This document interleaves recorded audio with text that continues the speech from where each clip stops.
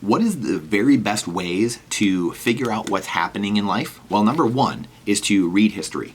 Read history. I want to go through a number of different things here that have helped me over the last 20 years since I was in middle school, honestly, to make predictions. And predictions are really important. Predictions are very important to be able to go back and see, were my mental models right at the time? Were they right when I was making them? And should I use those models going forward, or do I need to adjust, or do I need to break all my models? This is so important in understanding where we're at in history, understanding our history, and what is actually happening is going to give you the frame of reference to know exactly what's going on, to know history and how it's repeating itself and how it rhymes and where we're headed. I think that's some of the biggest thing I can really tell you at all. And in my opinion, like I said, these are the things that have helped me over the years. Picking up patterns. Picking up patterns, I think, are really, really important when you start seeing, we talked about videos about liars and lying, and how many times you need to be lied to over and over again by the same people, the same institutions, the same legacy, mainstream media, legacy media, establishment media, corporate media, academia, pop culture, Hollywood, the brainwashers, and the dopamine dealers trying to give you the drugs of dopamine, trying to just hit you with clicks and get you to click, and people do it on both sides. I think that the Marxist, communist, progressive side does it a little more. In a sense of, trying to get people fired up. You see the Yahoo articles about Donald Trump and like all these ridiculous things, but you still have things like the Blaze and the stuff they send out. They're trying to get people on the right fired up to get them, clicking on their stuff. And at the end of the day, all it does is distract and divert people from what's actually going on. The civil war going on in Texas, the wars going on around the world. Really the biggest thing is the cash being printed daily, every single day, to fund absolutely insane things like these wars, like the border issues going on and having people funnel in, the drug wars going on. All the different, we have $1 billion in the weapons that we sent to Ukraine that we can't audit. Well, where's that gone? Is it paying people off? Are politicians getting paid off? Who's laundering that cash? That's what it's covering up. The Pentagon not getting audited for the last 6 years, or failing their audit for the last 6 years in a row. It's covering that up. Those should be the national news stories for weeks on end. That where is this cash? Where is this going? Yet it just goes by the wayside. Those are almost like insignificant stories that don't even get anything. So picking up patterns, who's been right over and over, reading past the title. So picking up patterns over and over in who's been right and who's been wrong in over time. Time is the great teller of all truths. Time will tell. It's one of my favorite sayings. Read past the title. Read past the title and actually get into some of the article. And you don't have to do that for every single article, but skim around. Maybe get to the bottom. A lot of times they stuff the important things in the last couple of paragraphs with what's actually happening instead of just the headline that they do to get clicks. A lot of times the headline is very different, almost opposite from the last couple of paragraphs of the article. Triangulate the position. So reading sources from across the spectrum, read CNN, read Fox News if you need to get these different, read Sky News, read stuff from the UK, read Al Jazeera, read a bunch of different things. Read The Blaze, read Zero Hedge, and Breitbart, but also check out a thing on Mother Jones, right? You got to check out some different things from different perspectives, different echo chambers. You can't just have yourself just in the one echo chamber. Determine who has made good calls in the past. And again, I kind of touched on this a little bit already, but the patterns. Who has the right mental models? Paul Krugman, who we're going to do a breakdown of one of his articles from 2016, talking about how Donald Trump is the worst thing in the world, the markets are crashing, everything is going to go to hell in a handbasket, and I don't even want to talk about the economy, even though this is my job, even though I won a Nobel Peace Prize for literally no reason at all, I still don't want to do this because this guy makes me so mad and angry. How is that a person that you actually trust?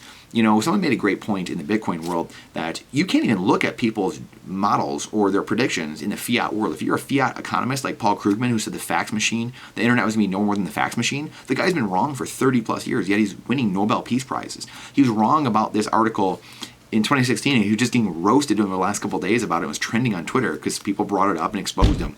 This guy's constantly getting it wrong, kind of like the Jim Cramer effect, the inverse Cramer. Whatever Cramer says, it's always the opposite that happens. Well, Krugman said, someone said he's really the final boss of bad calls, bad takes. So it's probably something, but it's almost important. Someone that's always wrong is just as important as someone that's always right, though, because you can take the inverse of that person, but you have to understand these patterns. Again, like I said, talking about history, you have to understand history and see these patterns, see the models, what model these people are using, and I'll get to more of this in a second, which is follow the money. Follow the money. We don't follow the science. We're not following whatever, follow the money. Scientists are paid off just like the computer modelists who are telling us climate change is bad, and the polar ice caps are melting when they're really actually freezing, and there's actually more room for the polar bears, right? The guy I was in Alaska, I lived in Alaska, and the guy he lost his license to practice science. To practice science. He was a scientist. The guy that was famous for the polar bear thing from 20 years ago with Coca-Cola and all that, and the polar bear, whatever. Anyway, saying the polar bears well, come to find out, again, the ice caps are actually, is more ice, and that actually wasn't true. He lost, just under the cover, just undercover. But this is, again, we talk about patterns and following the money. Who's getting paid off and who's getting paid to do what?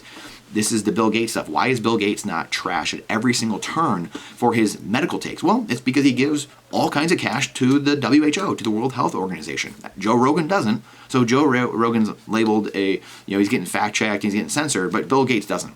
The guy's a tech bro, but he's over here talking to us about medicine. You can't even make this stuff up. You can't make it up. So follow the money. Follow the money. Massive. And who answers to who? Who are you answering to? Who are you answering to? Who is that person answering to? It's going to tell you a lot about what's happening.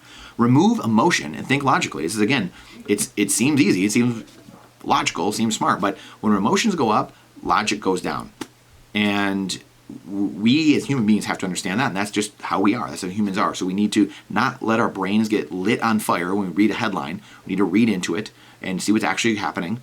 And, one of the big things I've realized recently, which the current Pope of the Catholic Church, in the headlines a lot.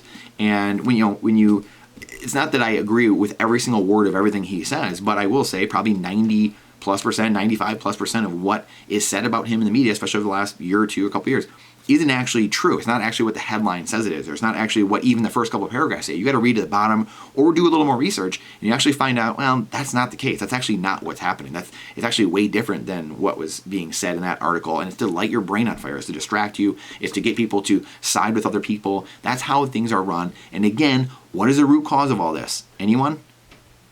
Debt-based fiat legacy monetary system. That's it. When you have a broken currency that you're using worldwide, the mark of the beast, which is the dollar, a world currency, one world government currency, you have this world where there are broken incentives, and the people running everything are the ones that accrue the power and the fame and the fortune at the top, and all the 99% suffer.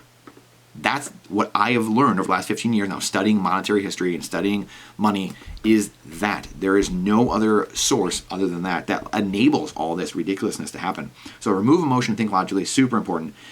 Try to poke holes. This is just a simple one, but try to poke holes in it. Try to really think when you're thinking logically and thinking critically. Try to poke holes in those arguments. Like when a reporter says one thing and they go back to the anchor and the anchor kind of contradicts it or whatever, they start poking holes and saying, well, what if it was the other way around? Or, the law of polarity. What if it was the opposite of that? And then start going down that rabbit hole for a second. We use as Bob Proctor always used to say, there are 2% of people that think, there's 3% that think, there's 2% that think they think, and then there's 95% that would rather die than think. Most people aren't thinking. And there's another quote from Bob Proctor that is, if most people told you what was on their mind, they'd be speechless. And again, it just goes back to most people do not use their brain. People think they think, but most people don't. And they think about, what am I having for breakfast? Where am I going later? What turn do I need to make? It's not critical thinking. It's not sitting there pondering things, meditating and actually figuring things out and using our actual God-given abilities. And this is the most important thing. Why do we do all this? Why is it important? Because again, that's time, Brandon. I can't do all that. That's ridiculous. There's so much time that it takes to do all these things. The reason is because your life, your wealth, your freedom, all depend on it. Your children, your family depend on it. Your life, your freedom, and your wealth all depend on it. Every decision you make, who you vote for, who you don't vote for, if you vote at all, who you're putting in the local PTA, the local school board, it all matters.